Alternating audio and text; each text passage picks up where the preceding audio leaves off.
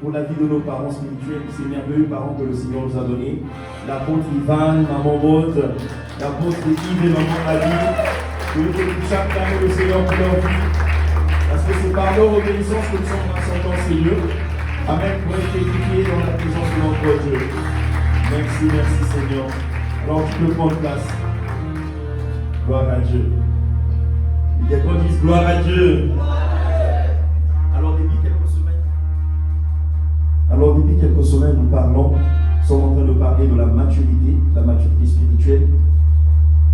J'ai un retour là. Je crois que c'est le mot des retours. Nous sommes en train de parler de la maturité spirituelle. À qui cette série sur la maturité est en train de faire du bien? Est-ce que ça fait du bien à quelqu'un? Amen. Pour certains, c'est un rappel, et pour d'autres, c'est un appel. Amen. Et moi-même, ça me fait du bien parce que, comme j'avais dit, la maturité, c'est comme un œuvre. Avant que Dieu te déploie quelque part, il revise tes standards avant de te redéployer. Amen. Et donc, nous voulons continuer après que nous ayons vu l'immaturité, parce que nous sommes en train de continuer à parler sur la maturité spirituelle pour ceux qui nous rejoignent. Et nous avons vu l'immaturité spirituelle, on a tracé le chemin vers la maturité spirituelle en parlant de la maturité proprement dite, comment est-ce qu'on devenait mature. Et nous avons aussi vu les 7 vérités à savoir en ce qui concerne la maturité spirituelle, ce que nous avons vu le dimanche d'avant. Et aujourd'hui, nous allons aussi continuer sur la maturité, mais nous avons terminé aujourd'hui. Amen. Nous avons terminé aujourd'hui. Conclu néanmoins, on n'a pas tout dit sur la maturité. Et vous voyez qu'il nous a fallu 4 séances à peu près, 4 dimanches pour parler de la maturité. Donc il y a beaucoup de choses à dire dessus. Et on finit jamais de parler de la maturité. Et donc aujourd'hui, nous allons terminer. Mais ce qui nous concerne aujourd'hui, nous voulons voir les 3 indicateurs qui montrent à quel point une personne est devenue mature. Parce qu'il nous faut savoir, parce que chacun va se demander, bon oui, maturité, mais comment je fais pour savoir si je suis devenu mature? Donc on va voir les 3 indicateurs qui vont nous permettre de savoir si on est devenu mature. C'est notre jauge personnelle. Amen. Pourquoi on parle d'indicateur? Quand on parle d'indicateur, en fait on parle des signaux qui nous montrent, qui nous informent sur ce qui se passe sur quelque chose ou qui nous révèlent l'état de quelque chose. Amen. Si ici, ce qui nous permet par exemple ici de savoir qu'il y a de l'électricité, la première chose, c'est la lumière. Là, c'est déjà l'un des indicateurs qui montre qu'il y a de l'électricité dans la salle. Amen. Mais autre chose, par exemple, quand on veut savoir pour une entreprise, quelle est la santé d'une entreprise, qu'elle soit bonne ou mauvaise, mais quelle est la santé d'une entreprise, ben, on va se servir d'un des indicateurs qu'on appelle le bilan. Et le bilan va permettre à ce que l'on sache si une entreprise se porte bien. Amen. Parce que quand tu vas au travail, toi, tous les jours, tout qui t'intéresse, c'est la fin du mois, tu prends ton argent. Tu ne sais pas si l'entreprise se porte bien ou pas, toi, ce n'est pas ton problème. Tous les jours, tant que la fin du mois, tu as ton argent, le reste, ce n'est pas ton problème. Ce sont les associés qui s'intéressent à cela ou la direction. Mais ça devrait aussi être ta préoccupation. Parce que si tu ne sais pas dans quel état tu te trouves, tu ne sais pas si dans un mois, tu deviens chômeur. C'est important de prier pour les entreprises dans lesquelles nous travaillons. Amen. Que nous soyons des piliers pour ces entreprises-là. En tout cas, l'important prière. Pour qu'ils aient une bonne santé. Et donc, il y a ce qu'on utilise le bilan, qui est un indicateur. En fait, ça montre l'état d'une société à un moment donné. Et donc, de quoi est-ce qu'on va se servir? On va se servir des richesses de l'entreprise, c'est-à-dire ce que l'entreprise possède et des dettes que l'entreprise a envers ses fournisseurs ou les tiers. Et donc, si les dettes dépassent la richesse de l'entreprise, ça signifie que l'entreprise est endettée, donc elle est déficitaire. Et là, que quelqu'un dise aïe aïe aïe. Si par contre la richesse de l'entreprise, tout ce que l'entreprise possède, est supérieur aux dettes qu'il a envers ses fournisseurs, on va dire que l'entreprise est prospère. Parce qu'elle génère du profit et donc elle est en train de croître. Et donc elle engendre une richesse. Donc elle est en bonne santé. Amen. Si tu emmènes ce bilan-là, les banquiers vont dire non, vous êtes intéressant quand vous prêtez l'argent. L'autre cas va dire on n'est pas certain, donc c'est à vérifier, c'est à étudier. Amen. C'est pas parce qu'une entreprise est quelque part déficitaire qu'elle est totalement une entreprise à ne pas prêter, parce qu'il faut tenir compte de certains paramètres. Bon, on n'ira pas en détail, on ne fait pas un cours de comptabilité, mais on n'ira pas en détail. Ce qui nous intéresse, c'est de savoir qu'il y a des indicateurs dont on révèle ce que n'importe qui ne peut pas savoir. Amen. Sauf ceux qui ont besoin de cette information ont des éléments qui leur permettent de savoir quelle est la santé de quelque chose ou l'état de quelque chose. Et nous, qu'en est-il de la maturité spirituelle? Comment est-ce qu'on sait, en fait, pour savoir qu'une personne est devenue mature ou pas?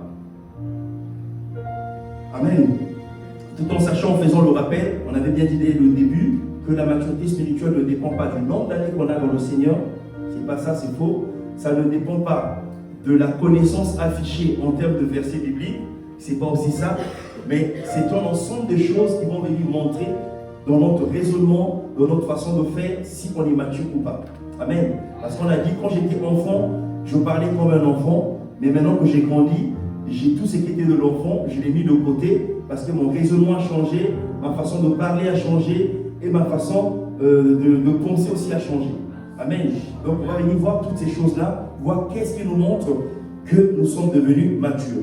Alors le premier point, je deviens mature, l'un des indicateurs, le premier indicateur, c'est lorsque je développe la capacité à être autonome spirituellement et à manifester le sens de responsabilité. Amen. Donc je n'ai pas besoin que quelqu'un soit derrière moi pour que je fasse les choses. Je deviens autonome. Par contre, avant d'approfondir cette notion, je vais quand même faire une différence. Vraiment une différence. Nous devons faire la différence entre l'autonomie en tant que capacité que quelqu'un que quelqu'un démontre en fait qu'il a grandi, qu'il n'a pas besoin de l'assistance, il peut prendre des initiatives sans que quelqu'un lui fasse des rappels. D'accord? C'est de ça qu'il s'agit. Par contre, il faut faire cette différence-là avec l'esprit d'indépendance. Amen. Qui est une œuvre du diable, qui est le désir de rechercher la liberté dans le but de ne rendre compte à personne. On fait ce que l'on veut. Ça, c'est une œuvre du diable. L'autonomie dont il s'agit ici, c'est juste que quelqu'un qui fait des bonnes choses, mais on n'a pas besoin de lui rappeler pour les faire. Il prend les initiatives. Pour prier, il n'a pas besoin que quelqu'un le rappelle. Et il faut que tu pries. Non, il a compris que c'est vital pour sa vie spirituelle. Et donc, il se met en prière. Il recherche Dieu. Il a besoin de la présence de Dieu. Pour méditer, il n'a pas besoin d'attendre le dimanche quand on va réciter, quand on va citer les versets bibliques. C'est là qu'il fait sa révision. Non, en semaine, il comprend qu'il doit nourrir son être intérieur par la parole de Dieu, parce que c'est la recommandation de Christ que l'homme ne se nourrira pas seulement de pain, mais de toute parole qui sort de la bouche de Dieu. Donc il a compris que c'est par la parole qu'il nourrit son être. Il a compris. Et donc de lui-même, de son gré, de son initiative, il prend le temps de méditer la parole de Dieu. Amen. Là, on est en train de montrer qu'on est devenu mature. Amen. À quel moment je deviens mature? Je montre que je suis mature. Donc j'ai dit, je n'attends pas qu'on me motive. C'est je n'attends pas qu'on me motive pour prier. Je comprends que prier est vital et que ce n'est pas une option. Et je peux méditer la parole de Dieu. Je n'attends pas le dimanche pour méditer la parole de Dieu. Amen. Je n'attends plus le dimanche pour lire, méditer la parole. Je n'attends pas qu'on me rappelle ou que quelqu'un soit derrière moi pour honorer mes engagements envers Dieu. Amen. Je sais par exemple que quand je suis enfant de Dieu, j'apporte ma dîme pour honorer le Seigneur pour le dixième, avec le dixième de mes revenus. Je n'ai pas besoin que quelqu'un me fasse des rappels en fait. Je n'ai pas besoin que quelqu'un me fasse des rappels pour que j'apporte ma dîme.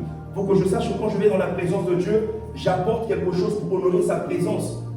Comme les offrandes en fait. Parce qu'on dit, tu ne te présenteras pas devant ton Dieu les mains vides. Donc j'ai compris ça, j'ai lu ça dans la Bible, je le mets en pratique. Je n'ai pas besoin que quelqu'un me fasse un rappel texto. Attention, prévois ton offrande ce matin, non. Moi-même, je sais que je vais dans la présence de Dieu, je m'apprête. Autant je m'apprête que Dieu me parle, autant je m'apprête, qu'est-ce que je t'emmène, Seigneur? D'abord moi-même, mais avec ce que j'ai, comment je vais t'honorer. Donc là, je montre que je suis devenu mature. Amen.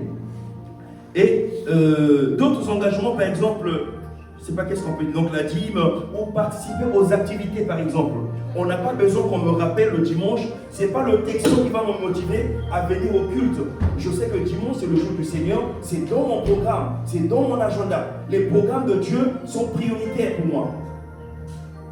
Je n'ai pas besoin que quelqu'un me rappelle 2-3 versets pour que je comprenne l'importance que j'ai besoin d'aller au culte. Non, c'est moi, je sais que mon programme le samedi, je m'apprête parce que dimanche, je sais que les premières heures, je les donne au Seigneur et puis après, j'ai ma journée. Donc, c'est dans ma façon de fonctionner. Ça devient un style de vie en fait. Amen. Je n'attends pas qu'on m'annonce l'évangélisation pour parler de Christ à ma famille, à mes collègues, à mes voisins ou à mon entourage, même à ceux que je croise. Je n'attends pas qu'on me dise, je n'attends pas qu'on annonce l'évangélisation.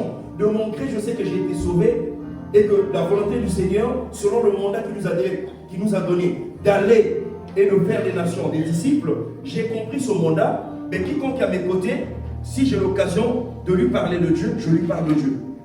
Amen. Comme a dit Paul à Timothée, en toute occasion, prêche l'évangile. Donc si l'occasion le permet, prêche l'évangile. Vous êtes dans la salle d'attente, même si c'est à l'hôpital, toi-même, tu vas te dire, mais moi-même je suis malade, je vais parler de Christ à quelqu'un. Il va me dire, mais toi qui t'as pas guéri. Le cas n'est pas le même. Parce que le pasteur, l'apôtre qui va nous a prêché, moi mon cas est différent. Amen. Qui se souvient de cette prédication? Moi mon cas est différent.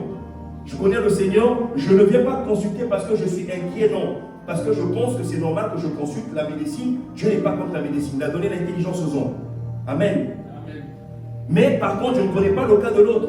Peut-être que le cas de l'autre, il vient se chuter les médicaments qu'on va lui donner, alors que son cas peut-être c'était une dépression, qu'on peut résoudre différemment.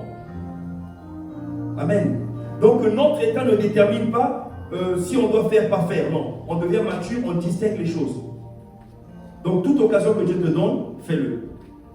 Et donc je n'attends pas. Et quand j'ai cette attitude-là, ben, je montre quelque part, même si je ne suis pas encore arrivé, mais que j'ai pris des résolutions qui me mettent en route pour la maturité spirituelle.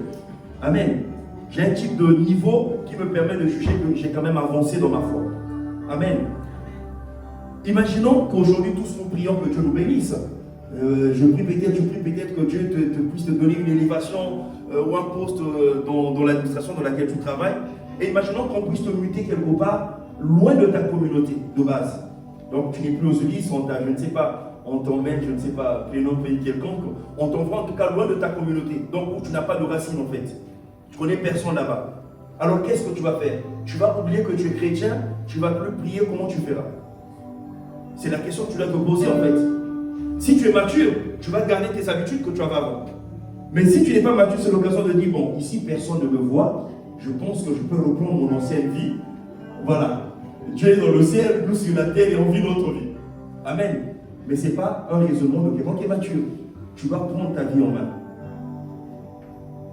Par exemple, aujourd'hui, nous avons notre frère Alexandre, que nous aimons beaucoup. J'espère qu'il va nous suivre après en rediffusion. Et je l'ai eu à 3h du matin, d'ailleurs, il salue toute l'église. Il salue toute l'église et nous lui manquons. Et lui, il est parti au Mexique et il a commencé un périple sur l'Amérique du Nord. Et là, il va descendre vers le sud aussi. Actuellement, il est au Costa Rica, parce qu'il est au Mexique. Là, il est parti au Costa Rica, je l'ai eu il y a 3 ans. Et là-bas, chaque fois, je prends de ses nouvelles pour savoir comment il va. Il est seul là-bas. Il tient le coup, comment il fait. Parce qu'il est avec des personnes qui ne sont pas des personnes engagées dans le Seigneur. Comment est-ce que sa vie de méditation? Chaque fois, je prends des nouvelles. Et à 3 heures, il m'a dit, en tout cas, ça me fait chaud de savoir que vous vous préoccupez de moi. Mais Dieu fait grâce. Je tiens le coup. Amen. Et pour moi, c'était une réjouissance. Et malgré là-bas, il me demande, est-ce que je ne peux pas faire des choses pour l'église de là où j'ai dit, tant que tu peux garder ta foi, pour nous, ça nous suffit. Amen. Tant que tu peux garder la foi, ça nous suffit. Mais si tu n'es pas quelqu'un de mature, ça fait plus d'un mois qu'il est parti, il n'a pas de repère. Là-bas, il peut vivre sa vie comme il veut. Mais sa préoccupation, c'est de garder son hygiène de vie, le matin prier, la méditation de la parole de Dieu avant qu'il ne fasse ses déplacements. Il faut que, je lui ai dit, tu t'arranges avant de quitter ta maison, tu as tout fait. Parce que tu ne sais pas où tu vas te retrouver dans la journée. Ça peut être dans des situations compliquées puisque tu es dans la découverte. Arrange-toi que l'activité avec Dieu le matin soit scellée, indiscutable. Où que tu te trouves, que tu dormes dehors dans la maison, sache que la part de Dieu, une fois que tu l'as donnée, tu peux commencer ta journée. Donc il se maintient en fait. Mais parce qu'il a pris le temps avec la soif de mûrir avant de partir. Amen. On ne dit pas qu'il est arrivé, mais il a un minimum qui lui permet de se maintenir. Et si toi, si c'était ton cas, tu es loin de chez toi, est-ce que tu vas dire, bon, comme je portais la veste bleue le jour où j'ai fait la prière du salut, et que la veste bleue est restée dans ma maison d'avant, je n'ai pas emmené en voyage, donc maintenant je suis une nouvelle personne. Pas dans le bon sens, hein, dans l'autre sens en fait. Et tu reprendras ta vie chrétienne, quand tu reviendras reprendre ta veste. Non, ça ne se passe pas comme ça. La vie avec Jésus, c'est pas que tu changes d'avis et puis tu changes de statut. Non, c'est pas ça. C'est dans le cœur que le Christ habite. Il est en nous. Amen. Il est en toi, il est en moi. Et Christ, on ne le change pas comme ça. Tu dois plutôt donner plus de place, qu'il te fasse grandir intérieurement, que tu deviennes stable, afin que quelles que soient les situations, que tu n'oublies jamais que tu es un enfant de Dieu, avant tout. Amen. Et là, avec ce raisonnement, je deviens mature. Parce que là, il n'y a pas ton pasteur, ça se passe entre toi et Dieu. Amen. Là, il n'y a pas ton pasteur, ça se passe entre toi et Dieu. Personne ne te voit. Acclamons le Seigneur. Je déclare que Dieu te rendra mature, Dieu te rend mature en cette saison. Dieu te rend mature et c'est ton désir de mûrir, de grandir et de développer en toi l'homme intérieur. Amen. Et tu resteras stable et enraciné en Christ, dans le nom de Jésus. Le deuxième indicateur qui nous permet de savoir qu'on est devenu mature, c'est quand tu développes les sentiments qui étaient en Jésus-Christ. Amen. Lorsque tu développes les sentiments qui étaient en Jésus-Christ. Alors nous allons lire le livre de Philippiens chapitre 2, verset 5. On nous dit, ayez en vous les sentiments qui étaient en Jésus-Christ. Mais quels sont ces sentiments? On nous dit juste, ayez les mêmes sentiments qui étaient en Jésus-Christ. Amen. Mais ces sentiments, je les développe comment? Les sentiments de Christ, c'est comme ça que Christ a pardonné, Christ faisait du bien. Donc moi aussi, je deviens mature quand je développe le même style de vie que Christ, quand j'ai les mêmes réflexes que Christ. Lorsqu'on me fait du mal, je réussis à pardonner. Ça signifie que je deviens mature parce que je vais vivre comme Christ. Amen. Lorsque je deviens capable de prier même pour mes ennemis, la meilleure façon de gagner en paix, c'est de prier pour ceux qui te persécutent. Amen. Tu gagneras en paix. Si tu ne le fais pas, bien aimé, l'offense, l'amertume, ça va te sécher intérieurement. Ça te bouffe intérieurement. Ça te prive de paix, ça te prive de sommeil et ça te ronge intérieurement. Donc tu ne pardonnes pas parce que c'est une option, mais parce que toi tu veux être en paix. Que l'autre puisse prendre la raison, mais toi tu veux être en paix et donc tu pardonnes. C'est important. Nous allons lire Matthieu 5, verset 44. Ça c'est Christ qui parle. Il dit, mais moi je vous dis, aimez vos ennemis, bénissez ceux qui vous maudissent, faites du bien à ceux qui vous haïssent, et priez pour ceux qui vous maltraitent et qui vous persécutent. Dans l'autre version, je vois la version Martin, on dit, au lieu de maltraiter, on dit ceux qui vous font du tort. Donc ce n'est pas forcément de la maltraitance, mais quelque chose qui vous écorche, quelque chose qui vous fait mal. Même ceux-là, la Bible déclare de prier pour eux. Amen. Le Christ a été capable, sur la croix, de demander au Père de pardonner ses bourreaux. Il dit, pardonne-leur parce qu'ils ne savent pas ce qu'ils font. La maturité, ce sont les sentiments qui étaient en Jésus. Et il veut que nous fassions la même chose. Parce que nous sommes ses imitateurs. Nous sommes ses imitateurs. Je deviens mature lorsque je comprends. Lorsque je manifeste aussi de la générosité et que je fais du bien à autrui par obéissance à la parole de Dieu. Parce qu'il y a des types de bien de foi, ça ne nous arrange pas. C'est-à-dire que ça ne t'arrange pas. Tu vois que toi là, ça ne t'arrange pas. Mais parce que la parole le dit, il faut que tu fasses du bien à l'autre. Amen. Il faut que tu fasses du bien à l'autre. C'est le cas de Jésus, par exemple, nous allons lire dans Luc, chapitre 9, verset 16. Là, je raccourcis l'histoire, c'est la multiplication des pains quand il a nourri 5000 personnes. Nous voyons que les versets d'avant, Jésus demande comment est-ce qu'on va nourrir ce peuple. La réponse des disciples au départ était, le mieux c'est de les renvoyer parce qu'on n'a pas les moyens pour les nourrir. Mais lui, sa préoccupation, ces personnes nous ont suivi toute la journée, on ne peut pas les laisser comme ça, c'est pas de l'amour ça. En fait, il apprenait aussi aux disciples à être sensibles en fait, et à faire du bien. Et donc sa solution a été trouver quelque chose, essayer quelque chose dont on peut se servir. Et finalement, qu'est-ce qu'il a fait? Il a multiplié les pains.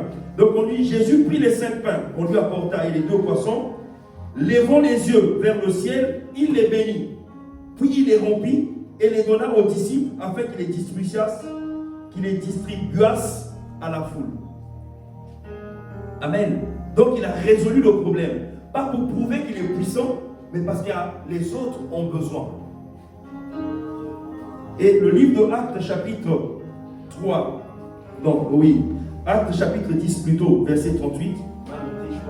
Actes chapitre 10, verset 38. On nous dit, vous savez comment Dieu a oint du Saint-Esprit et de force Jésus-Christ de Nazareth, qui allait de lieu en lieu, faisant du bien et guérissant les malades. Guérissant tous ceux qui étaient sous l'emprise du diable, car Dieu était avec lui. Amen. Il allait de lieu en lieu, faisant du bien. On n'a pas parlé juste de la prédication qu'il partait faire, mais on parlait aussi du bien qu'il faisait. Amen. Pour lui guérir, ce n'est pas manquer le miracle, c'est pas en termes de miracle qu'il le compte. C'est le bien, le confort qu'il apporte à l'autre.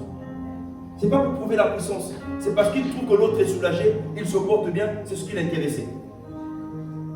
Et donc, on reconnaît là la capacité à Jésus à faire du bien. Et nous, étant ses imitateurs, si nous marchons sous les traces de Christ, ça montre qu'on est devenu mature.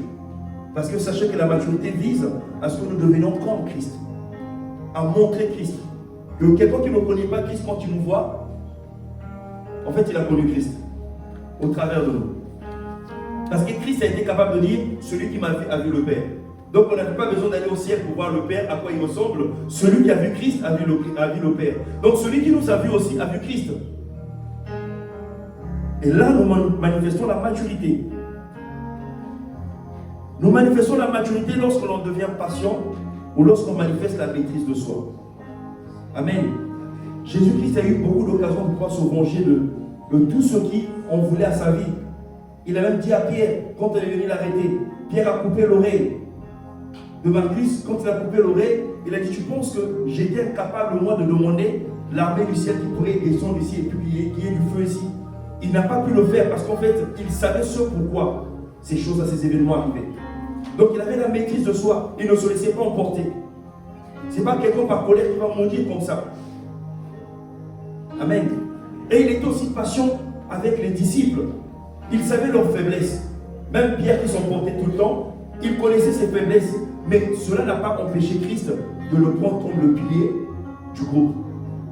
Pourtant, il connaissait les faiblesses de Pierre. Mais il a supporté jusqu'à ce que Pierre devienne mature. La patience. Il a supporté jusqu'à ce que Pierre devienne mature. Donc nous devenons matures lorsque cette patience aussi monte en nous parce que ça fait partie du fruit de l'esprit. Amen. Et là, c'est en quelques mots, les deux symptômes, les deux critères déjà que nous avons vus qui nous permettent de savoir que telle personne avec une telle réaction est mature. Donc si tu t'emportes au premier degré, sache que revois ta maturité. Amen. Si tu as un problème quand on t'offense, il te faut garder la colère un mois, tu as un sérieux problème à résoudre. Si dès qu'on te piétine dans le métro, toi te voilà en train de sortir tout le jargon nécessaire, sache qu'il y a encore un problème à résoudre. Il faut que tu revoies ta maturité. Amen. Et la troisième chose, donc le troisième critère qui nous permet de montrer qu'on est devenu mature, c'est lorsqu'on pratique le renoncement pour obéir à Dieu, même lorsque ça nous fait mal. Le renoncement, on pratique le renoncement pour obéir à Dieu, même lorsque ça fait mal. Ça, c'est l'un des critères clés qui vient vraiment montrer qu'on est devenu mature. Parce que là, ce n'est plus les bébés spirituels. Là, c'est comme Paul dit, lorsque votre obéissance sera parfaite, on punira toute désobéissance. Là, on est à un niveau où on fait des choix, mais des choix pas pour nous, mais des choix pour Dieu. Amen. Mais c'est quoi en réalité le renoncement? C'est le fait de se séparer, de se détacher et de quitter quelque chose. Lorsqu'on se sépare, on décide de quitter. Alors j'ai envie de demander, mais qu'est-ce qu'il faut quitter? Ce sont les choses, les attitudes, les comportements qui ne plaisent pas à Dieu, que Dieu pointe dans notre vie et qui nous demande de pouvoir laisser. Ce sont ces choses-là dont nous devons nous débarrasser. Tout ce qui nous empêche de manifester l'image de Christ, c'est de ça qu'il faut se débarrasser. Amen. Même si à nos yeux ça paraissait quelque chose de plaisant, mais tant que Dieu n'aime pas, on ne discute pas, on se sépare de ça. Amen. Et je sais que parmi nous, il y a aussi des personnes qui ont certainement, dans leur expérience, eu à se séparer, soit des relations, soit des personnes, parce qu'à un moment donné, Dieu, dans leur marche, a dû pointer du doigt ces relations ou ces choses. Si je demande aux gens de lever la main, je crois que c'est toute la salle qui va lever la main. Amen. Parce que Dieu va pratiquer, demande toujours de pratiquer le renoncement. Amen. Et Dieu veut qu'on puisse se séparer de certaines choses. Nous voyons le cas d'Abraham avec Lot. Ce n'était pas facile pour lui. C'était son neveu. Imagine qu'est-ce qu'on allait dire en famille. On a dit, tu es devenu responsable. C'est toi qui l'as pris ici, vous êtes parti en voyage, et le neveu est où? Il m'a dit, j'ai pas ces nouvelles. Mais quel est cet homme? Tu prends ton neveu, tu l'abandonnes quelque part où vous vous séparez, et on ne sait même pas qu'est-ce qu'il est devenu. C'est un choix que Dieu a dû demander à un moment donné de se séparer de l'autre. Amen. C'est pas facile. Et pour tout vous dire, il a attendu longtemps avant de se séparer. Il a quand même traîné les parents de se séparer, mais il a fini par se séparer. Et dans l'expérience de la Bible, on nous montre que lorsqu'il s'est séparé de l'autre, c'est là que Dieu a repris à lui parler. Parce que Dieu n'avait pas appelé Abraham et lui. Dieu avait appelé juste Abraham. Abraham a traîné ses bagages. Et ses bagages sont devenus un obstacle pour lui. Donc à un moment donné, il fallait pratiquer la séparation. C'est pour vous dire à quel point la séparation, le renoncement ne fait pas toujours du bien à notre âme. Ça, c'est un cas familial, par exemple. Mais nous voulons se fêter ici, et nous pouvons voir que Dieu peut nous demander de nous séparer de notre petit ami, de notre petit copain, d'un ami d'enfance, hein, d'un ami d'enfance, de foi. Nous, on va se dire, on a fait les 400 coups avec lui ou avec elle. Mais vous avez avancé à cette étape de ta vie. Dieu ne veut pas sa présence dans ta vie. Amen. Peut-être que c'est un obstacle pour toi. Si Dieu demande de se séparer, c'est qu'il peut se séparer. Ça peut aussi être les fiançailles. Tu as entamé une relation, Dieu n'est pas dedans. Et si tu as destiné entre les mains du Seigneur, le Seigneur trouve que c'est un obstacle pour le futur, Dieu peut casser cette relation. Amen. Dieu peut casser cette relation. C'est pour cela, pour ne pas perdre du temps ou à connaître des frustrations, à connaître des déceptions, le mieux avant de commencer toute relation, c'est de commencer par le Seigneur. Parce que si lui ne bâtit pas, il n'est pas garant de ce que tu es en train de bâtir. Est-ce que ce que tu bâtis comme relation, le Seigneur est garant? Pourquoi tu veux qu'il garantisse qu'il ait une obligation de résultat? Il n'a pas l'obligation de résultat. Ce n'est pas lui qui a été l'initiateur. On est bien d'accord? Toi, tu n'as pas averti quand tu veux accomplir, et c'est là que tu le sollicites. Mais je n'ai pas été là dès le départ, je ne peux pas te garantir la réussite. C'est logique, je pense. Amen. Mais par contre, ici, nous citerons deux types. Nous allons voir deux types de renoncement. Le premier renoncement, c'est le renoncement à soi, à soi-même. Le premier type de renoncement que le Seigneur nous demande, c'est le renoncement à soi. Il s'agit de quoi? Il s'agit de renoncer de fois à sa propre volonté, à ses préférences, à ses ambitions, à ses choix, donc à sa propre vie au profit de Dieu. Aux choses qu'on aurait voulu faire. Il y a des gens qui vont te dire dans le ministère, moi j'aurais voulu être médecin, mais j'ai reçu l'appel de Dieu, j'ai laissé la médecine. Il y a des gens qui vont te dire, moi je voulais être ceci, mais finalement j'ai abandonné, voilà ce que j'ai choisi. Bon, pas choisi, c'est là ce que Dieu m'a demandé de devenir, et j'ai accepté. Amen. Nous voyons par exemple l'apôtre Ivan, c'était un excellent, il était directeur commercial, je crois, dans une société de la place Haïté. Il gagnait bien sa vie. Mais quand l'appel est tombé, il a tout déposé pour répondre à l'appel. Amen. Il a tout déposé pour répondre à l'appel. Mais quand tu dis ce oui là, à ce moment-là, c'est compliqué. Hein? C'est compliqué. Ou comme les missionnaires, quand on t'envoie en mission, mais tu vas loin. De fois ta famille reste. Tu es parti seul. Tu ne vois pas les enfants. Ce n'est pas un choix qui est facile. Des enfants que tu voyais tous les jours, mais tu es contraint pour un moment de les laisser et de partir seul. Ce n'est pas des choix faciles. Mais tu renonces à ta propre vie. Pourquoi tu renonces? Parce que tu as choisi de vivre la vie de Dieu. C'est ça en fait. Parce que ce que nous devons savoir, quand nous sommes nés de nouveau et que nous passons par les eaux du baptême, on renonce à soi-même.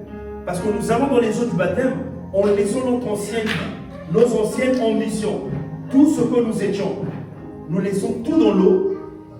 Et quand nous sortons en nouveauté de vie. C'est la vie de Christ que nous portons. Voilà pourquoi Paul pouvait dire, ce n'est plus moi qui vis, mais c'est Christ qui vit en moi. Ça signifie que tu ne vis plus ta vie, mais tu vis la vie de Christ. Donc Dieu devient prioritaire pour toi. C'est ton repère en fait. Il devient prioritaire dans tes choix, dans tout ce que tu fais. Et la conséquence, c'est que je ne fais plus ce que je veux, mais je fais ce que Dieu veut. Et une fois, c'est avec des cris. C'est avec des cris qu'on le fait. Et donc, est-ce que la volonté de Dieu, par exemple, on va prendre le cas, toi tu es fatigué parce que tu es rentré tard. Ton âme voudrait que tu restes sur ton lit. Tu dois juste te dire, est-ce que la volonté de Dieu, puisque c'est plus moi qui vis, c'est Christ qui vit en moi, est-ce que la volonté de Christ, c'est que je reste sur mon lit, sous ma couette, ou sa volonté est que j'aille au temple parce qu'il veut que j'aille le célébrer? Tu as résolu le problème. Comme ce n'est plus ta vie que tu vis, c'est la vie de Christ que tu vis, tu sais quelle sera sa réponse. Même si tu raisonnes, mais tu sais quelle est la réponse que Christ va te donner. Et donc, pour chaque chose que tu fais, dans tes choix, tu devrais te dire, si c'était Christ, qu'est-ce qu'il aurait choisi? Comment il aurait procédé? Quel devient ton raisonnement? Parce que c'est sa vie, ce n'est pas ta vie. C'est sa vie, ce n'est pas ta vie. Mais il faut faire la différence ici. Même si Dieu nous demande de remplacer nos préférences par ses préférences à lui, Dieu ne veut pas que nous renoncions à la joie. Ce n'est pas de ça qu'il s'agit. Quelqu'un pourrait interpréter ça comme si Dieu, le fait de vivre la vie de Dieu, on oubliait sa joie. Non. Parce que Dieu veut que notre vie soit un chant de merveille, un chant de joie, un chant d'allégresse. Que nous-mêmes, nous soyons le fruit même de la joie que Dieu donne. Néhémie a pu dire, la joie du Seigneur est ma force. Donc ce qui faisait la différence de Néhémie, malgré les troubles, les persécutions, c'est que moi je garde la joie de Dieu. Donc c'est Dieu qui veut en premier que nous soyons en joie. C'est Dieu qui veut notre bonheur. Dieu ne demande pas qu'on renonce à notre joie, mais seulement que nous puissions dans les choix, lui qui soit prioritaire en toutes choses. C'est ce que le Seigneur. Et là il nous garantit la joie, sa joie à lui et sa paix. C'est de ça qu'il s'agit quand on renonce à soi-même. Amen. Donc la question que je voudrais poser à chacun d'entre nous, qui est-ce qui conduit ta vie? Qui tient le volant de ta vie? Puisqu'on a dit que c'est plus ta vie que tu vis la vie de Christ. Aujourd'hui, est-ce que tu vis la vie de Christ? Qui est-ce qui a le volant de ta vie? Dans tes choix, dans tes décisions, qui est-ce qui décide? Qui est-ce qui l'emporte? Est-ce que ce sont tes désirs? Ou c'est la parole de Dieu que tu appliques en priorité? Amen. C'est la réponse que chacun de nous devrait se donner. Dans Matthieu 16, nous allons lire Matthieu 16, versets 24 à 25. Matthieu chapitre 16, versets 24 à 25. On nous dit, alors Jésus dit à ses disciples, si quelqu'un veut venir après moi, qu'il renonce à lui-même, qu'il se charge de sa croix et qu'il me suive. Car celui qui voudra sauver sa vie, la perdra, mais celui qui la perdra à cause de moi, la trouvera. Amen. Ici, le Christ demande deux choses, que l'on renonce et que l'on porte sa croix. Renoncer, ça dit faire abstraction de ses désirs, de ce que l'on veut, de ses préférences, et laisser la place à ce que Dieu désire, à ce que Dieu veut, donc à sa volonté. Et la dimension porter la croix, c'est en fait se charger de tout ce que Dieu veut que nous fassions. En fait, le Christ est passé par la croix. Tout tourne autour de la croix. La croix, à la croix, le Christ nous a sauvés. Et lui, comme il est passé par là, il veut aussi que nous aussi, que nous puissions, parce que nous sommes ses imitateurs, on ne peut pas échapper à la croix. Amen. Donc Dieu nous demande là de faire un sacrifice à nous aussi. Parce que quand tu renonces, quand tu as abandonné ce que tu étais, tes désirs, ce que tu aurais souhaité être, c'est ton sacrifice, ça te fait mal. Lui aussi, en donnant sa vie, ça lui a fait mal. Et toi, le prix que tu payes, même quand tu viens servir, de fois tu te lèves très tôt, tu aurais souhaité rester un peu au lit, mais tu viens servir. Malgré ta fatigue de la semaine, c'est un sacrifice que tu fais. Amen. Et Dieu nous avertit, le Seigneur nous avertit que si on veut le suivre, il faut qu'on accepte de payer le prix. Autant lui il a payé le prix que nous puissions aussi payer le prix. Ce n'est pas une punition que Dieu nous donne, hein. C'est pour notre vie. Parce qu'il dit, celui qui va perdre sa vie à cause de lui en payant le prix, va retrouver sa vie. Donc il y a une récompense en fait dans ça. Il y a une récompense dans ça. Et donc, en ce moment-là, il faut se poser la question, mais qui est-ce qui va conduire ma vie si ce n'est pas le Christ qui le conduit? Parce que c'est sa vie que je vais vivre. C'est sa vie que j'ai envie de vivre. C'est la vie que j'ai décidé de vivre. Donc il n'y a pas de vie chrétienne sans la notion de la croix. Parce que c'est là que tout ça a été scellé, à la croix de Golgotha. Et porter sa croix signifie aussi que Dieu nous demandera de faire des choix. qui peuvent être des choix difficiles, comme le cas qu'on a dit de Lot, d'Abraham qui a dû se séparer de son neveu Lot. Accepter de porter sa croix, c'est aussi accepter de dire oui quand ça ne nous arrange pas, mais quand ça arrange Dieu. Comme le cas d'Abraham, qui doit donner son fils en sacrifice. Bien que c'était un test, mais Abraham ne pouvait pas savoir que Dieu faisait juste un test. Il arrivait quand même jusqu'au bout de la démarche. Mais c'est des choix compliqués à faire. Et le fait d'accepter de payer le prix à ce niveau-là, où les choix de Dieu deviennent prioritaires pour nous, bien aimé, c'est ça qu'on appelle la nourriture solide. Parce que ça, c'est pas pour les bébés. Amen. Ça, c'est pas pour les bébés. C'est pas pour quelqu'un qui vient d'accepter le Seigneur aujourd'hui. Alors, est-ce que, malgré tes années dans le Seigneur, aujourd'hui, si le Seigneur te demande de faire des choix, tu vas l'accepter? Ou tu as encore des domaines réservés où que le Seigneur ne touche pas? Est-ce que tu as encore des domaines réservés où tu ne veux pas que le Seigneur ait le contrôle? Auquel cas, malgré tes années dans le Seigneur, c'est que tu n'es pas encore totalement livré à Dieu. Et que là, mais ta maturité n'est pas encore bien établie. Amen. Mais si on nous parle de ceux qui ont vaincu dans la foi, on nous parle aussi des ennemis de la foi. Amen. On nous parle aussi des ennemis de la foi. Parce que je voudrais raconter l'histoire de ceux qui ont... La Bible dit que certains ont fait des choix, certains ont abandonné la foi, comme dit Paul, à cause du désir de leur ventre. À cause de leur ventre, donc de leur désir personnel, ils ont abandonné la foi. Donc à un moment donné, ils ont marché avec le Seigneur, mais il y a un stade où Dieu a demandé des choix, de faire des choix. En voyant leurs propres intérêts, ils ont dit ça là, c'est compliqué là, non. Là tu me demandes trop là. Là tu me demandes trop. Donc ça ne l'a pas fait. Donc ils se sont érigés en ennemis de la foi. Mais par contre, quand nous voyons l'histoire de l'Église comme les martyrs, qui ont accepté mourir, même l'histoire des apôtres, certains ont été crucifiés, d'autres ont été sciés. Mais ces personnes-là, ils partaient dans la joie. Nous pouvons citer Étienne, l'histoire que nous connaissons tous. Alors qu'il était lapidé, il acceptait partir dans la joie du Seigneur. C'est un choix. C'est un choix. Il pouvait renoncer, il dit non, le Christ, l'histoire là, non, lui il est déjà mort, moi je laisse tomber, c'est pas mon histoire, moi je vais garder ma vie. Mais non, bien au contraire. Et il est parti sans haine, en demandant à Dieu de pardonner ceux qui étaient en train de le lapider. Donc c'était un choix qu'ils avaient fait. Leur vie ne leur appartenait plus. Est-ce que toi, ta vie t'appartient encore? Si tu vis trop ta vie, bien aimé, c'est que tu n'es pas encore mort à toi-même. Amen. C'est que tu n'es pas mort à toi-même. Quand tu réagis trop critique, c'est que tu n'es pas encore mort à toi-même. C'est des choses que le Christ a connues. C'est pas nouveau.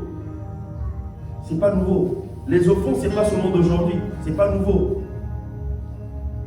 Comment est-ce que tu réagis? Amen.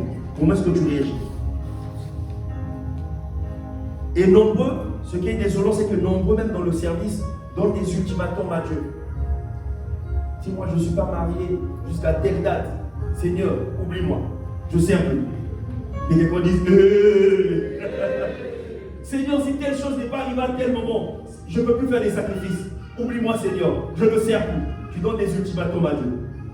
Entre Dieu et toi, qui perd plus? C'est toi qui perds plus. C'est toi qui perds le plus. On ne peut pas donner des ultimatums à celui qui nous a créés. C'est de l'immaturité. C'est de l'immaturité. C'est de l'immaturité. Et nombreux ont cette réaction-là, où il faut que Dieu fasse quelque chose pour qu'eux aussi fassent quelque chose. Dieu pourrait ne pas faire, il ne nous doit pas. Mais nous, la vie là, si Dieu claque, elle est partie. Donc nous avons beaucoup plus à perdre. Mais nous devenons matures lorsque nos choix sont orientés vers les choix du Seigneur. Et c'est notre priorité. Amen. Amen. Et nous allons voir le deuxième renoncement, c'est lorsqu'on renonce à ce que l'on possède. Là, c'est encore un type de renoncement. Donc l'autre, c'était par rapport à notre vie. Et cette fois-ci, c'est par rapport à ce que l'on possède. ce que tu possèdes, tes avoirs, ta richesse, tes opportunités de travail, tes business, est-ce que tu es capable de renoncer à toi-même? Amen. Nous allons voir le cas de Moïse. La Bible nous cite le cas de Moïse, par exemple, dans Hébreux chapitre 11, versets 24 à 26. Hébreux chapitre 11, versets 24 à 26. On nous dit, c'est par la foi que Moïse, devenu grand, refusa d'être appelé fils de la fille de Pharaon. Aimant mieux être maltraité avec le peuple de Dieu que d'avoir pour entendre la réjouissance du péché. Regardons l'opprobre de Christ comme une richesse plus grande que les trésors de l'Égypte, car il avait les yeux fixés sur la rémunération. Amen. En regardant ce qu'il obtiendrait avec le Seigneur, il trouvait que cette richesse était plus importante que les opportunités que lui donnait l'Égypte. Donc il a refusé d'être considéré comme prince. Il préférait vivre ensemble avec le peuple. Pourquoi? Parce qu'il savait. Ses regards étaient fixés vers le Seigneur. Donc c'est un renoncement. Et là même le renoncement est volontaire. Amen. Le renoncement là, il est volontaire. Le deuxième renoncement, nous voyons le cas de David. Nous allons voir le cas de David dans 2 Samuel chapitre 15, à partir du verset 24 au verset 25. Je vais vous expliquer le contexte. Zadok était aussi là, et avec lui tous les Lévites portant l'arche de l'alliance de Dieu. Et ils posèrent l'arche de Dieu, et Abiathar montait pendant que tout le peuple achevait de sortir de la ville. Le roi dit à Zadok, reporte l'arche de Dieu dans la ville. Si je trouve grâce aux yeux de l'Éternel, il me ramènera, il me fera voir l'arche et sa demeure. Alors le contexte est lequel? Absalom, le fils de David, fait la rébellion. Donc il va chasser David au pouvoir. Et David est en train de quitter la ville pour aller se réfugier. Ceux qui étaient loyaux, les personnes qui étaient loyales à David, comme les sacrificateurs, veulent que David emmène l'arche de l'alliance avec lui. David refuse. Et dit non. Je ne peux pas faire ça. Je ne peux pas. C'est-à-dire pour mes intérêts que je mette Dieu dedans. Non, je ne veux pas. Il a refusé. Il a dit, ramenez l'arche à sa place. Si le Seigneur juge bon, il me ramènera dans la ville de mon refuge et il me permettra de revoir l'arche. En gros, il est en train de dire, si le Seigneur juge bon, il pourra me sauver et me ramener dans la ville. Ça, c'est le cas des personnes qui, pour leurs intérêts personnels, refusent de servir les intérêts de Dieu. Amen. Disent non, je ne peux pas servir les intérêts de Dieu, d'abord moi. Mais là, dans les deux cas, nous voyons que leurs opportunités, ils ont renoncé à leurs opportunités au profit de Dieu. Au profit de Dieu. Combien de personnes aujourd'hui acceptent tout perdre pour que Dieu soit vainqueur au profit de Dieu? Combien de personnes font ce sacrifice-là? Peu de personnes le consentent.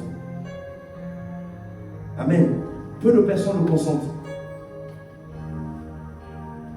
Mais Dieu veut que nous soyons de ceux-là qui sont capables, comme David et comme Moïse, de renoncer à leurs opportunités pour laisser Dieu conduire leur vie, pour laisser Dieu apparaître dans leur vie, pour laisser le Seigneur être à sa place et régner sur leur vie. Amen. Telle est la volonté du Seigneur. C'est ce qu'il attend. Les deux renoncements. Renoncement à soi-même, on ne vit plus pour soi, on vit pour Dieu. Renoncement à ce que l'on possède. Ce que nous possédons ne peut pas être un obstacle dans la relation entre Dieu et nous. Dieu est toujours vainqueur. Dieu est toujours vainqueur. Amen. Et c'est ce que Dieu veut que nous fassions. Alors je veux qu'on fasse un petit test. Un petit test de notre maturité. Que tu puisses réfléchir. Pour savoir te poser la question, suis-je mature? C'est la question que tu dois te poser. Nous allons prendre un temps de réflexion. Où chacun va se poser la question, suis-je mature? Est-ce que je suis mature? Comment est-ce que je réagis face aux situations? Est-ce que je panique? Ou est-ce que je ne panique pas? Je rends grâce à Dieu et je demande sa grâce pour me sortir de la situation.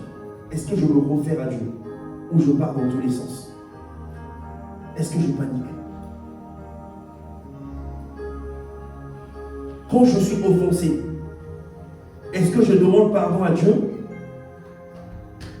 pour garder mon cœur et je pardonne la personne qui m'a offensé tout en priant le Seigneur pour elle? Ou est-ce que je décide de me venger?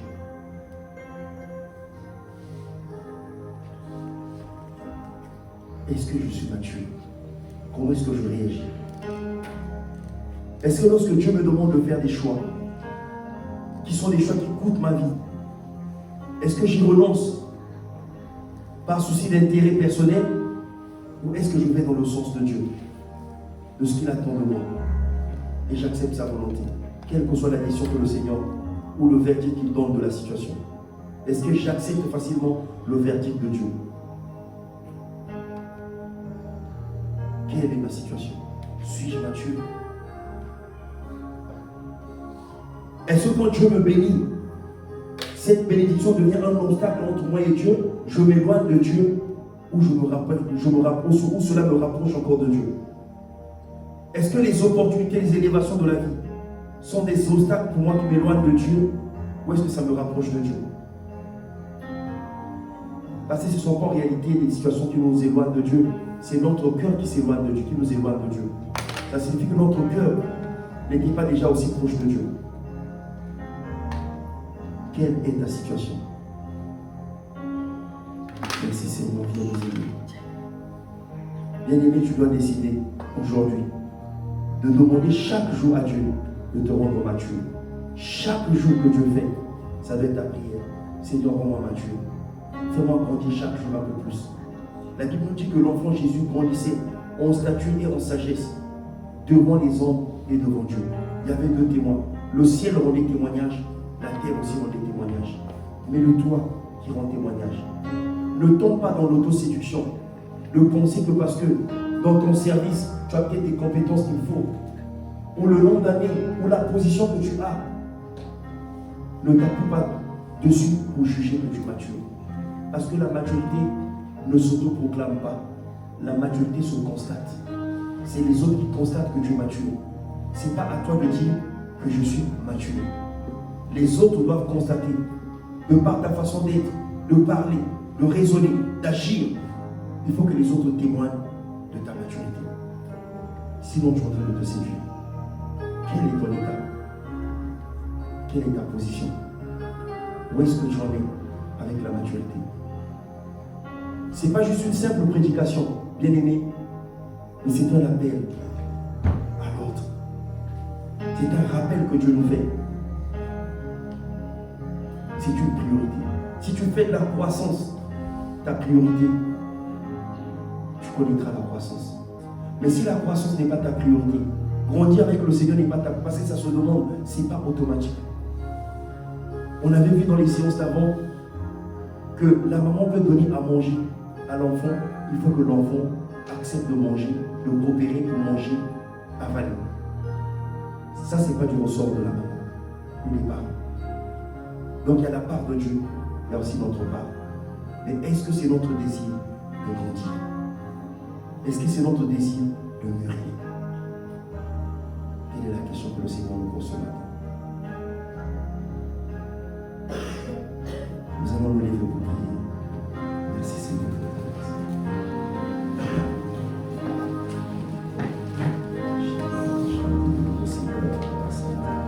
Commence à demander la grâce à Dieu. Je ne sais pas où est-ce que tu en es, bien-aimé. Je ne sais pas où est-ce que tu en es, bien-aimé. Mais demande la grâce à Dieu de pouvoir te relever, de pouvoir t'aider à prendre le chemin de la croissance.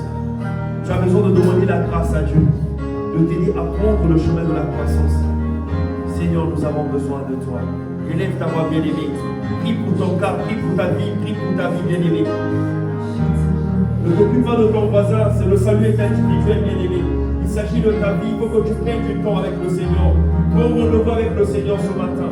Comme on le voit avec le Seigneur ce matin. Seigneur, nous avons besoin de toi. Viens nous aider, Seigneur, dans cette marche vers la croissance. vers la maturité, Seigneur. Que ce ne soit pas juste un concept, Seigneur, mais que ce soit une vie pour nous, notre vie au quotidien, Seigneur. Toi, c'est ce que tu étais, c'est ce que tu es, parce que nous voulons gagner en stature et devenir comme toi. Mais Seigneur, nous avons plein d'obstacles, Seigneur, sur la route. Alors viens nous aider à ôter ces obstacles, Père, à renoncer, Seigneur, par moment, à nous séparer, à nous débarrasser, Seigneur, de tout ce qui est un obstacle pour nous, Seigneur. Voilà pourquoi tu as pu dire, si l'œil droit, Seigneur, est pour nous une occasion de chute, Seigneur, que nous puissions nous en débarrasser, parce qu'il est plus avantageux pour nous d'entrer au ciel avec un seul œil, plutôt que de garder les deux yeux, Père, et de nous perdre, Seigneur. Dans nos relations, au Père, dans tout ce que tu ne veux pas, là où tu pointes, ne nous laisse pas résister à ta parole. Selon que tu as dit, lorsque tu entends la voix de Dieu, n'endurcis pas ton cœur. N'endurcis pas ton cœur. Merci Seigneur lorsque tu nous accordes la grâce de renoncer à notre vie passée, de renoncer à tous ces obstacles et de gagner Seigneur avec toi en maturité, de gagner avec toi Seigneur en capacité, en autonomie Seigneur, de gagner avec toi Seigneur en excellence de vie. Cette vie qui vient de toi, celle qui découle de toi, de l'obéissance que toi tu nous donnes. Viens nous aider, Seigneur. Nous avons besoin de toi. Là où nous avons failli, Seigneur, accorde-nous la grâce d'être relevés. Accorde-nous la grâce d'être relevés, Seigneur. Mais ne nous laisse pas dans notre état initial. Non, Père. Peut-être que nous avons, Seigneur, nous nous sommes auto-séduits, Seigneur, en pensant que nous étions matures. Mais, Seigneur, par ta parole, que notre miroir, tu viens de nous montrer que de fois, Seigneur, ce n'est pas le cas. Alors, si ce n'est pas le cas, aide-nous, Seigneur. Aide-nous, Seigneur, à revoir notre vie. Aide-nous à revoir notre vie. Aide-les, demande la grâce du Seigneur. Seigneur, aide-nous ce matin. Aide-nous ce matin, mon frère, ma soeur. Viens nous changer, nous transformer, Seigneur. Donne-nous d'être plus engagés, plus autonomes, Seigneur. De ne pas attendre, Seigneur, l'appui des autres, Seigneur, pour bâtir notre relation avec toi, Seigneur. Ne nous laisse pas dépendre, Seigneur, des autres, Seigneur, pour méditer la parole, pour prier, pour te chercher, Seigneur.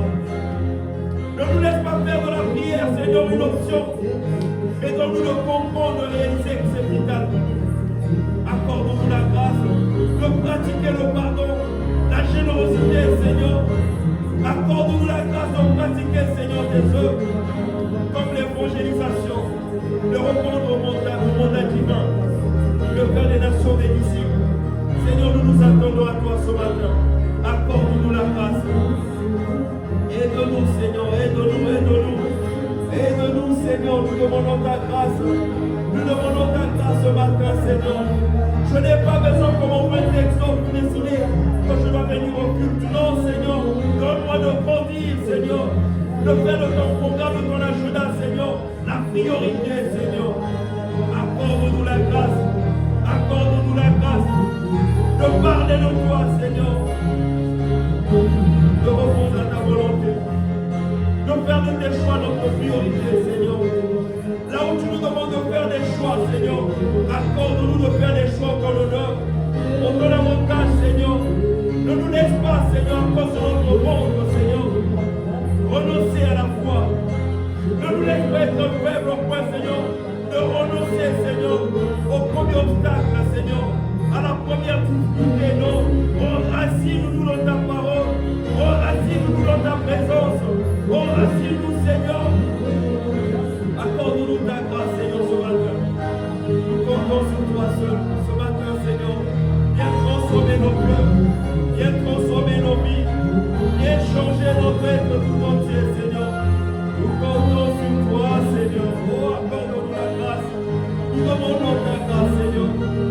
Donne-nous, Seigneur, ta capacité.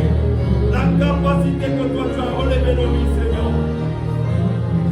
Merci, Seigneur. Merci pour ta bonté. Merci, Seigneur, pour ta grâce.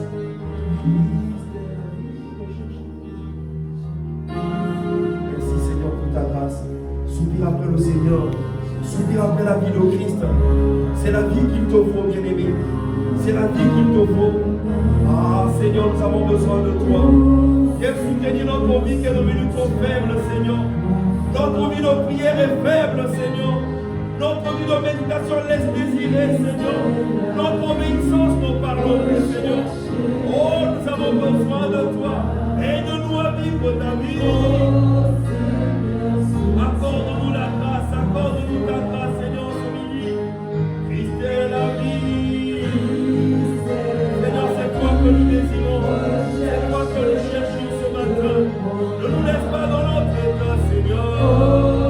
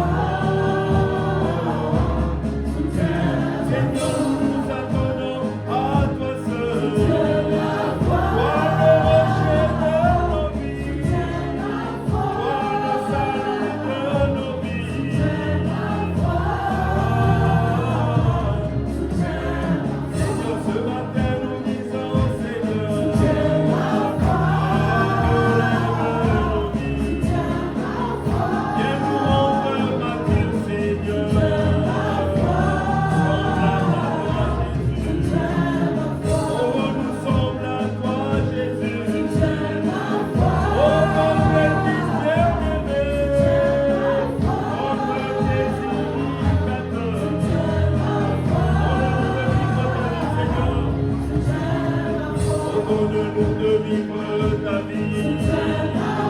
Oh, de vivre comme Christ. D'avoir les mêmes sentiments que Christ. Oh, nous Seigneur, ma vie. Accorde-nous la grâce de renoncer. Renoncer, Seigneur, à nous-mêmes. Renoncer à accorde-nous la grâce de grandir. Oh Seigneur Jésus. Merci Seigneur Dieu de voir pour ta bonté. Élève encore ta voix. Demande à Dieu de soutenir ta foi. Là où tu n'y arrivais pas, pour abandonner, pour couper les relations, pas besoin de l'aide de Dieu bien-aimé. Dans certaines questions, il faut que la main de Dieu te soutienne, qui te convainc maintenant. Seigneur, accorde-nous la grâce, Seigneur, de faire le choix de t'obéir, de faire le choix de vivre pour toi, Seigneur. Toi seul est notre appui, toi seul est notre avocat, Seigneur. Nous comptons sur toi seul. Oh Seigneur, ce matin, c'est toi que nous cherchons, Père. Ne nous laisse pas de notre état initial. Ah, nous nous attendons à toi. Si nous sommes venus devant toi parce que nous savons qu'on sort ton Père, toi tu vas nous changer, toi tu vas nous transformer, Seigneur. Ah, nous voulons dire, Seigneur, que ce n'est plus nous qui vivons, mais c'est Christ qui vit en nous, Seigneur. Que c'est Christ qui vit en nous maintenant. Ah, Seigneur, nous nous attendons à toi seul. Viens sauver ton peuple. Viens nous délivrer, Seigneur. Viens nous transformer, Seigneur. Et suscite, Seigneur, Père, la croissance à l'intérieur de nous. Suscite, Seigneur, donne-nous de grandir. Donne-nous de devenir matures, Seigneur. Parce que la création nous attend. En tant qu'enfant de Dieu, en tant que fils de Dieu, la création soupire après notre manifestation. Alors ne nous laisse pas les lecteurs, Seigneur. Ne nous laisse pas continuer à être bébé spirituel. Donne-nous de grandir. Parce que toi, tu nous attends toujours, Seigneur. Merci pour ta grâce. Ah, nous devons révéler Christ sur cette génération. Nous devons révéler Christ dans tout environnement dans lequel tu nous as positionné. Ah, le salut de notre quartier dépend de nous. Le salut de notre quartier dépend de nous. Il faut qu'on se lève. Le salut de la vie dépend de nous. Il faut qu'on se lève, Seigneur. Mais si nous sommes encore bébés pères, un bébé ne fait rien. Un bébé ne prend pas d'initiative, Seigneur. Un bébé ne donne pas ses engagements. Derrière, il n'y a même pas d'engagement, Seigneur. Accorde-nous la grâce, Seigneur. Accorde-nous la grâce de devenir des lions, Seigneur. Des enfants matures que tu attends, à qui tu as légué le pouvoir, Seigneur, d'agir en ton honneur, Seigneur, pour la gloire de ton nom. Ah, Seigneur, nous voulons te bénir. Merci, Seigneur, pour ta grâce. Merci pour ta bonté, Seigneur, Jésus. Amen, amen, amen. À toi ce soit l'honneur. Ah, Seigneur, nous voulons te dire. Merci, Seigneur, pour ta parole. Pour ta parole. Accorde-nous la grâce de t'élever. Oh, merci à toi, Seigneur Jésus. Oh, Seigneur, pour le bon de ta part. Oh, merci.